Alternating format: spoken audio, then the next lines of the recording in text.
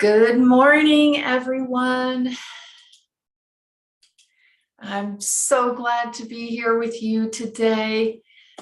We are having a super gloomy, rainy, gray day here in Southern Oregon, but so it's one of those days where I just want to curl up with a good book and not do anything else.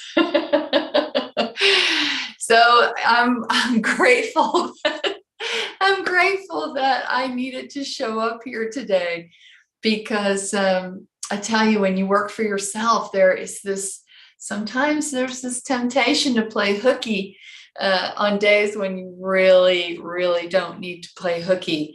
I'm all for playing hooky when it doesn't impact my life. Like set me behind, and then I feel like I'm playing catch up. So then it's no fun to play hooky. So there's a shadow and light in everything, right? So Monday morning, here we are. Grateful to be with all of you today. Hi, Amy. Hi, Gear. And heart-centered channeling. So wonderful that you're here. Looking at your picture, is that Graham? You've changed your name. A king-size bed. Hi, Cindy. It's so good to see you. So I've created the live stream. So I'm not doing any live streams next week. So obviously I'm here today. So I'm doing today. And then I'm doing the meditations this week. But I'll be traveling next week for the holidays to see my family, which I'm very excited about. Haven't seen them in a while. And then I'll be resuming that last week of December. So I'll do the live stream and then all the meditations that week. And then that'll put us into 2022. Oh my gosh, it just seems crazy. Happy Monday, Cher. Lovely to see you, my dear. All right, so let's dive in.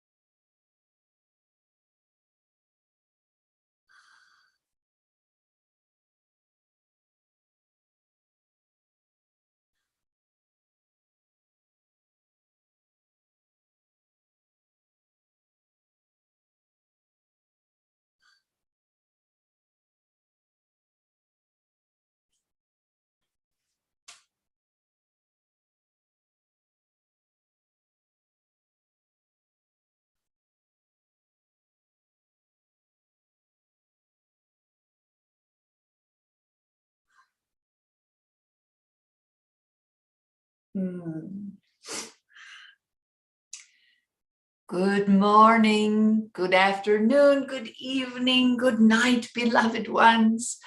Wherever you are in the world, it is wonderful to be with you today.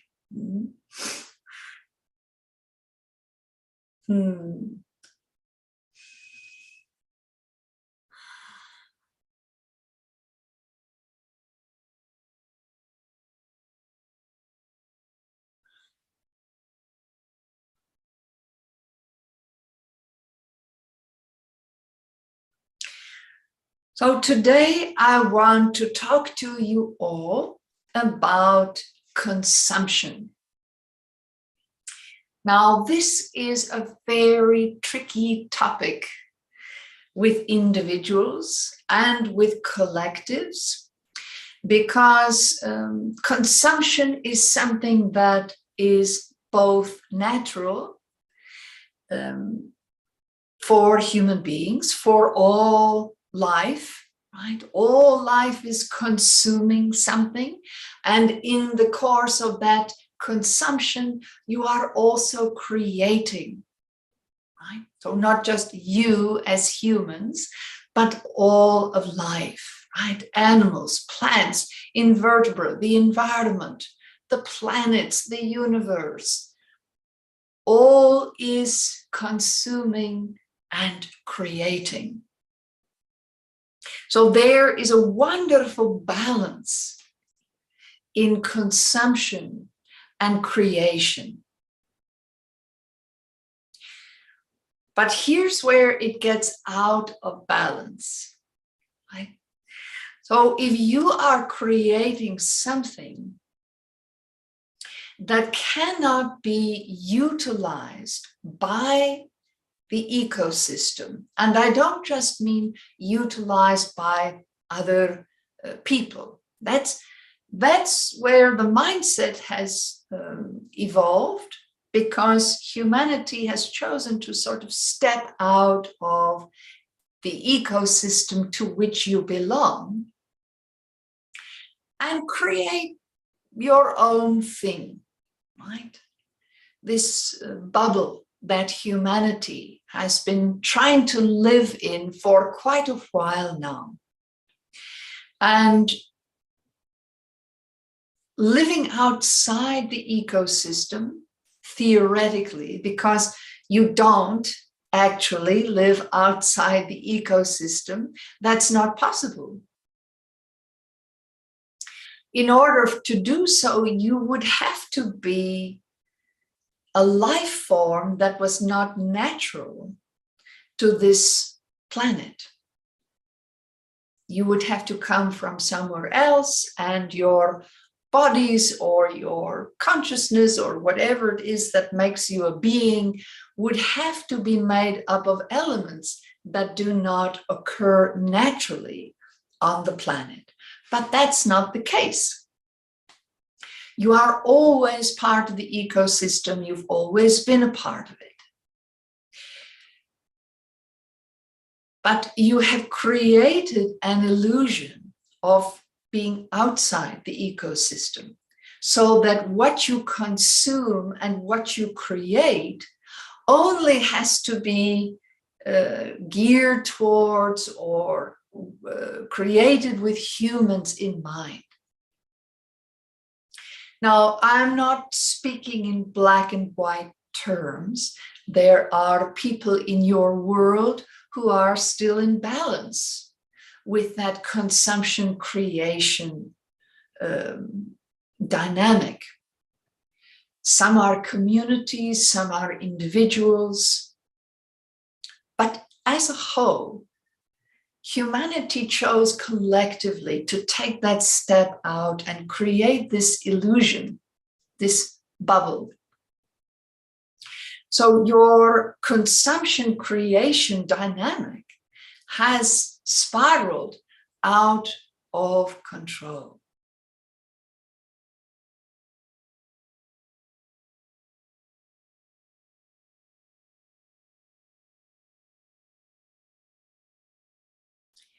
And so what you consume, what you create, might be beneficial to humans in some respects, but it also might not be very beneficial to the ecosystem as a whole. As a matter of fact, it has begun over the last 100 years to create widespread destruction within the ecosystem. So now your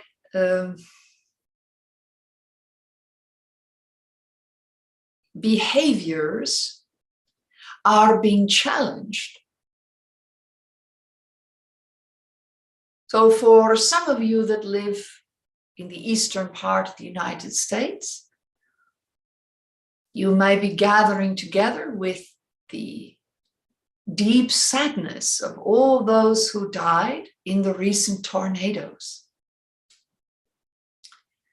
And this was a very unusual weather cluster of tornadoes, but one that is becoming more common.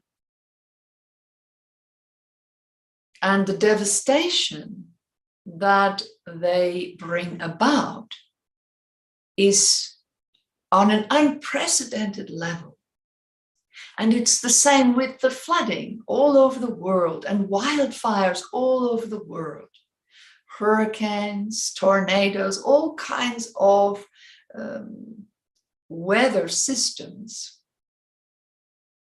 that are in direct response to this unbalanced consumption creation dynamic that humans have wrought. So you are being faced with the consequences of this dynamic. And many people are hard at work trying to figure out the answers. And unfortunately, I bring this up today. Let me just pause to say that I bring this up today because this very much has to do with your transition from the old age to the new age. That the whole top-down pyramid structure, I'm in charge and everyone else is here to serve me, sort of human attitude, or how do I scrabble up to the top of that pyramid, get as close as I can to that capstone, and I'll just, doesn't matter the kind of devastation I create along the way. So this hunger to get to the top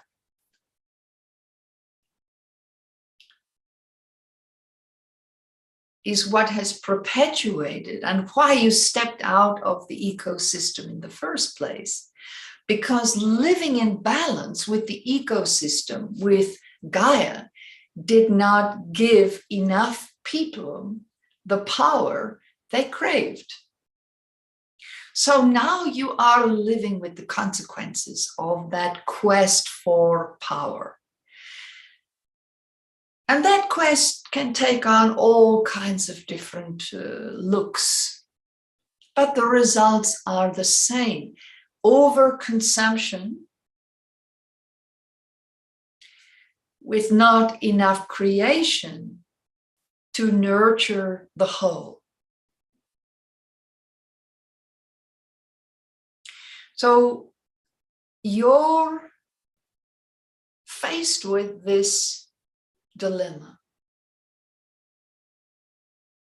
How do you as an individual or a small community or a family, how do you reconcile yourself to this overbalanced or out of balance consumption creation dynamic?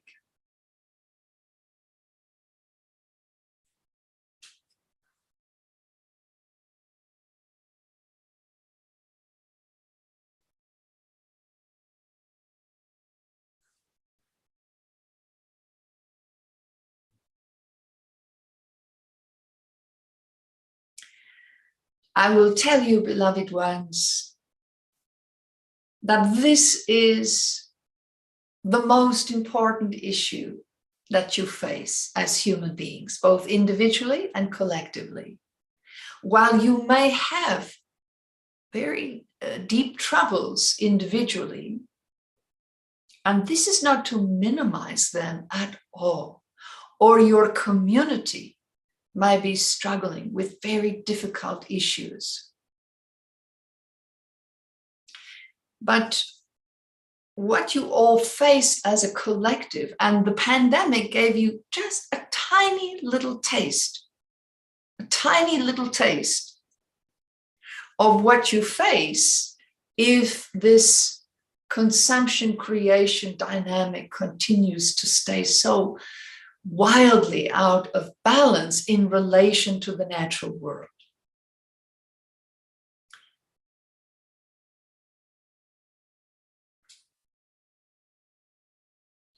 So I'm asking you today, as an individual, not to carry the burden by yourself that you have to come up with the solution to save the planet.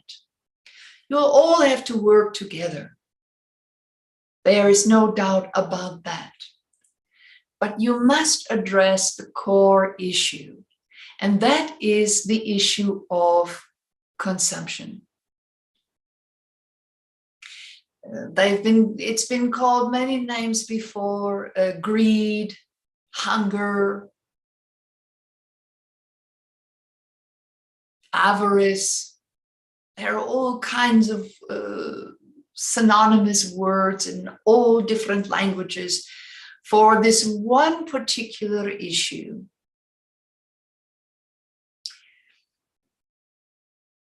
And that is to take more than you can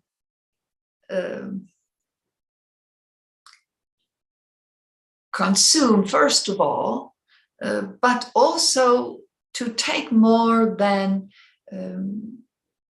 you can then use to create in a way that benefits all.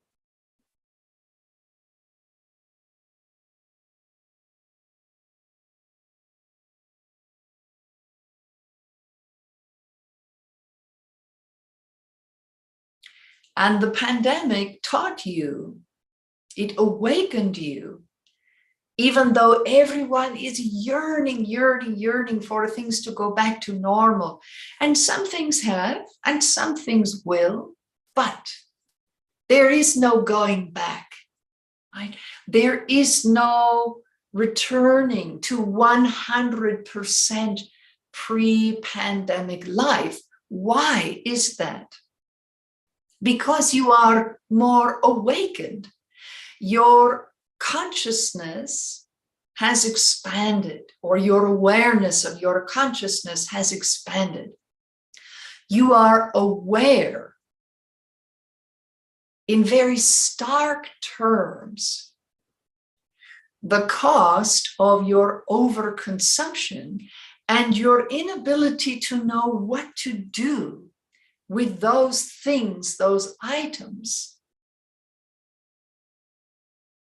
that money, that food, that those objects that you are consuming at a rate that no one knows what to do with. So you want to return to the pre-pandemic party, the party of consuming without limits.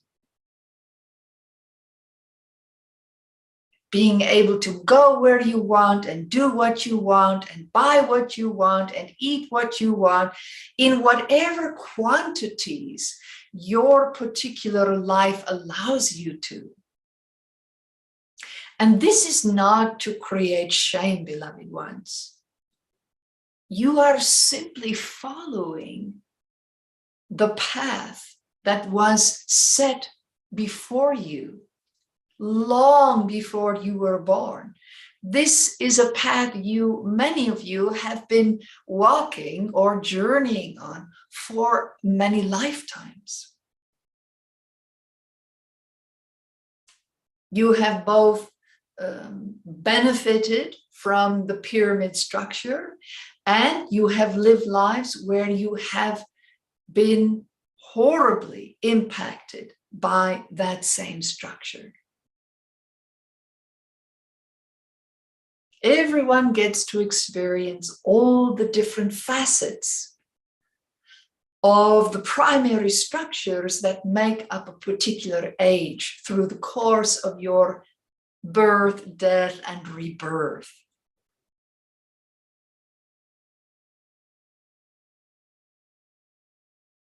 So I am not here to predict unbridled gloom and doom, and that you all cannot possibly recover and the end times are here. No. But I will tell you that people will continue to die due to the consequences of trying to live outside the ecosystem. Because what it's done for you from an evolutionary standpoint is that if it's made you feel that you're on your own and you have to figure it out, you don't have support. So you created so many things to consume that only benefited humans, and in many ways didn't even do that. That feeling of separation, and you've managed to make it so you are elevated above nature, that nature is supposed to be serving you, not the other way around. But now, nature is in revolt, right?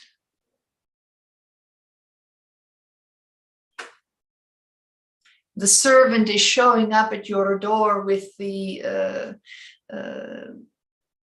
in revolution to say we cannot go on this way.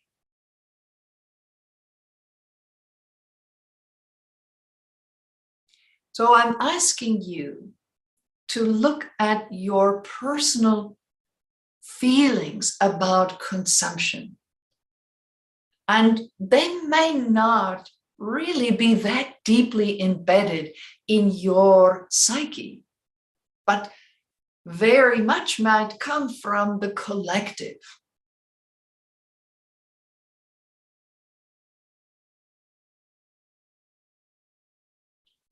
So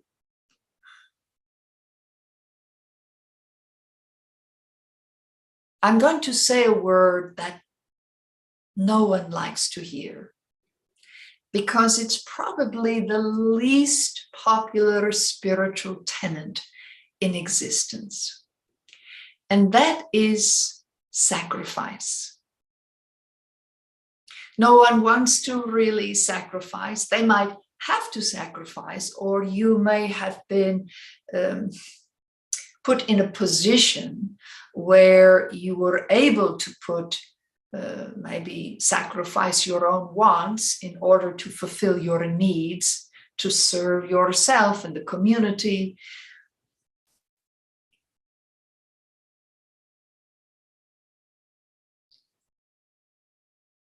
But when you present the word sacrifice to so many people who already feel they have so little,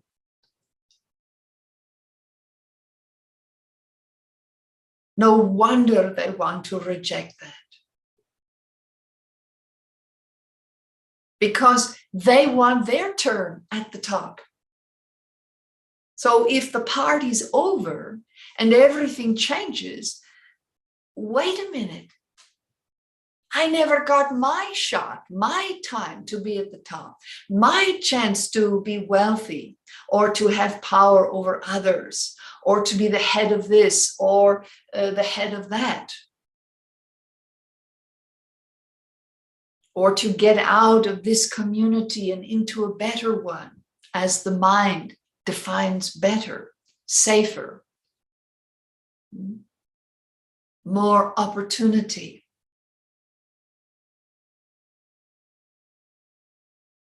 But how else can people react when they do not know another way?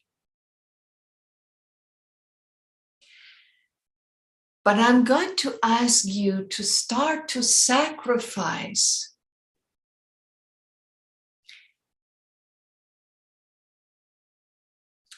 just the feeling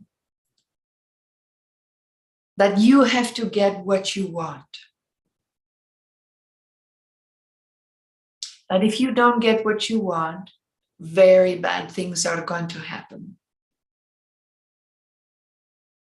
And shift that into deep focus on getting what you need. And not just in your immediate life, right? But in all of life, right? The whole of life. Because if you are, and you are,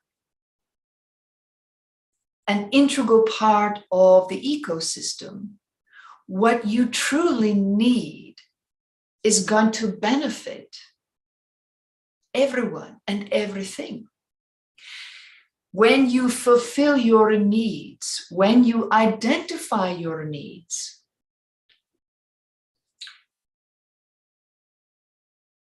then all of a sudden,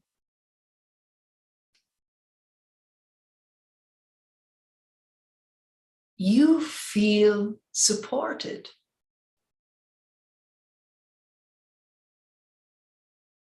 You feel safe. So what you need, you might think, well, I need to eat today. That's a need. I need clean water to drink. I need clean air to breathe.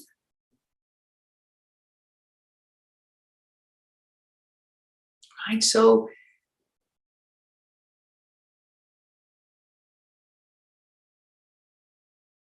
it may be that fulfilling your needs what is going to require more than you thought it would. Wants tend to be, not always, but they can be a lot easier to fulfill. I want something sweet, or I want a new this or a new that. Or I want a new partner. I want a better lover. I want to be thinner. I want.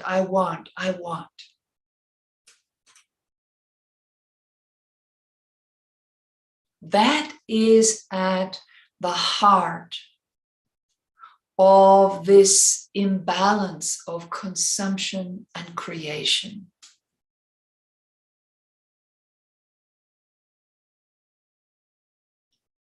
Needs sound boring.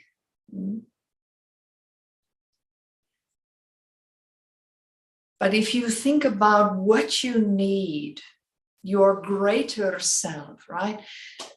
Yes, in the moment, but beyond the moment, right? To feel beyond the moment. If I fulfill this need that I'm feeling in the moment, how can it benefit the collective? Start asking yourself that question. Or if I fulfill this want, how can this want benefit the collective? And please, beloved ones, I do not just mean the human collective. You must stop thinking of yourselves, only yourselves, right? How are humans going to survive? How are humans going to make this work? How are humans going to do this or do that? But will this want, if I fulfill this want, will it benefit the whole?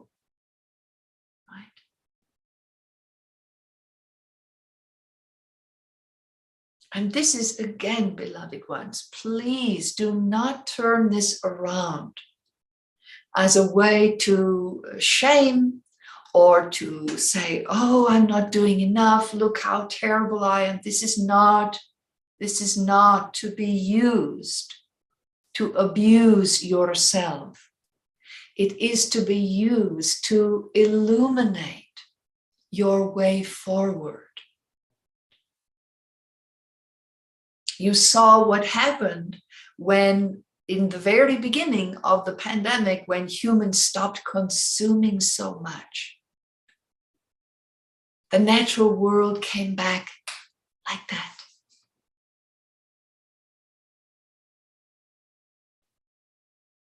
I promise you, if you all can shift, if you can sacrifice your wants in favor of your needs, you will change everything. And let me be clear, your wants and the pursuit of them, chasing them, fulfilling them, has been the number one cause of this consumption creation imbalance. Fulfilling your wants on a constant basis has not done you any favors. They tend to not be that supportive.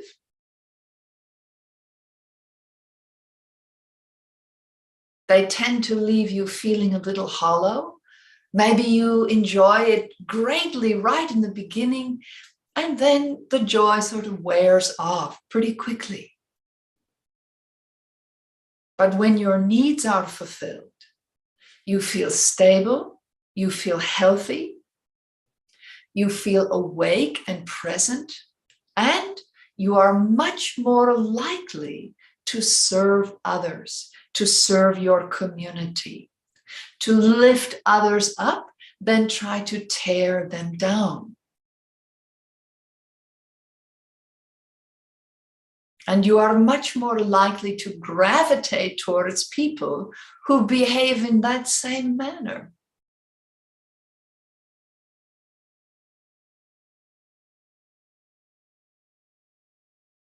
Now, I bring this up because those that celebrate Christmas around the world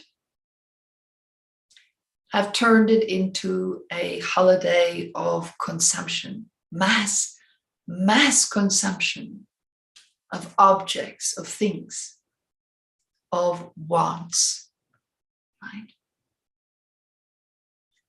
And there's nothing wrong with some of that. But how does this consumption impact what you are creating?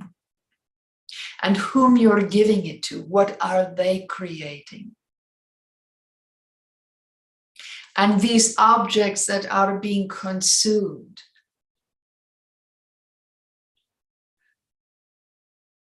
how does the consumption, what do they create?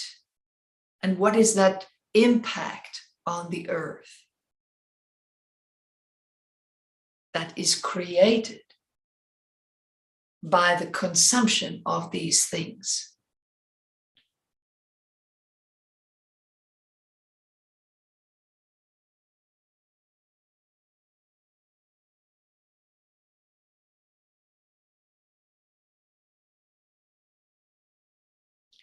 Your world is drowning in want and has forgotten the power of sacrifice.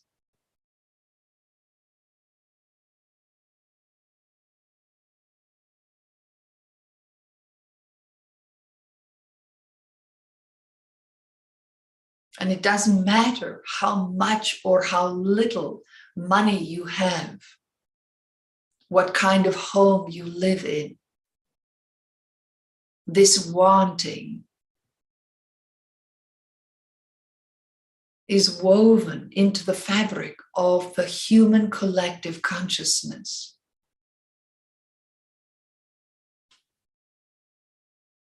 Let go of your wants and embrace your needs. And I'm not talking about the deeper, more esoteric question of what do you want in your life, right?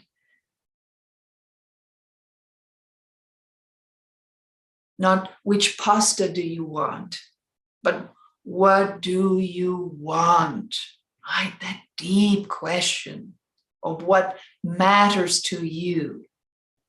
What are you doing? Right? That's not the want I'm talking about. I'm talking about the constant want. I have to get what I want. I have to get what I want. I have to get what I want. And the fear of not getting what you want can be overwhelming at times. And whenever that fear arises, whenever that craving that feels almost uncontrollable, and if you are suffering with addiction, then it is uncontrollable. When it comes up, pause, pray, breathe, and ask, what do I need? And how will the fulfillment of this need benefit myself and the earth and the people around me?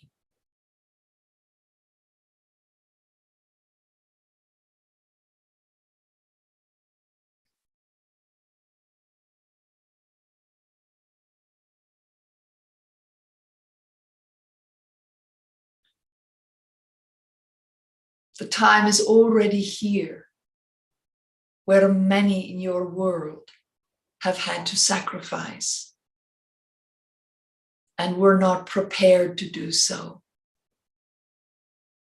So I'm encouraging you, beloved ones, to come at this from a place of your soul, your heart.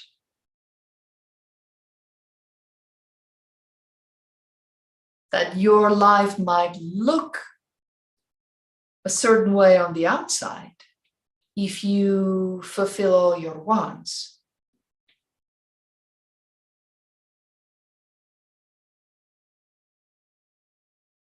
But you will not experience the depths of living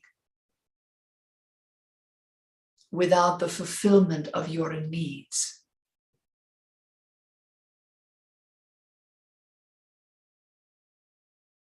Because your needs are the needs of all of life.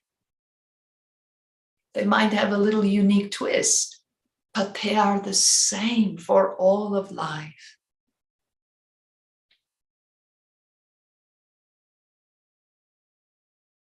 I ask this of you, beloved ones, because it is time. Step into this new age with the deep serenity of sacrificing one of the biggest fears that has been running humanity for too long. Let that be your sacrifice.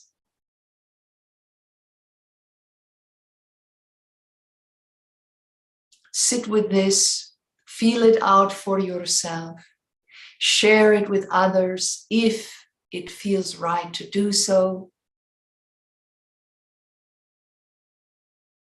and trust yourselves. I love you and I am with you always.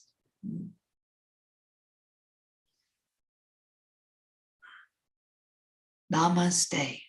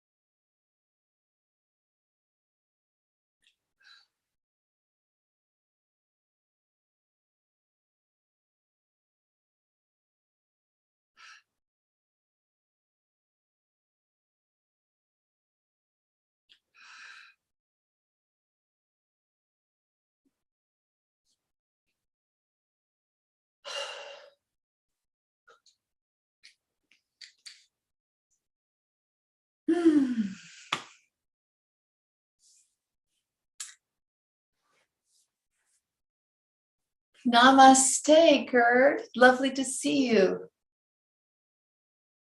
Agreed, Gear. Agreed. That just felt like my Christmas gift, actually. And yes, the more I follow her deeper into this particular sacrifice, the better my life is.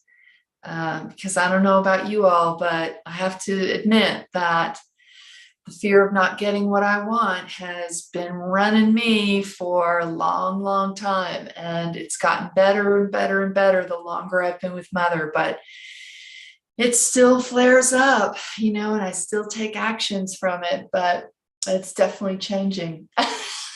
Thanks, Cindy. I'm glad I didn't either, because I needed to hear this too. Yeah, Cher, good explanation. This is what I love about Mother. She takes all the shame and the guilt out of it, and she makes it so practical. Like, this is just what's happening, and this is why, and this is how you shift it. It's like, oh, okay, that feels doable all of a sudden. Thanks, Margie.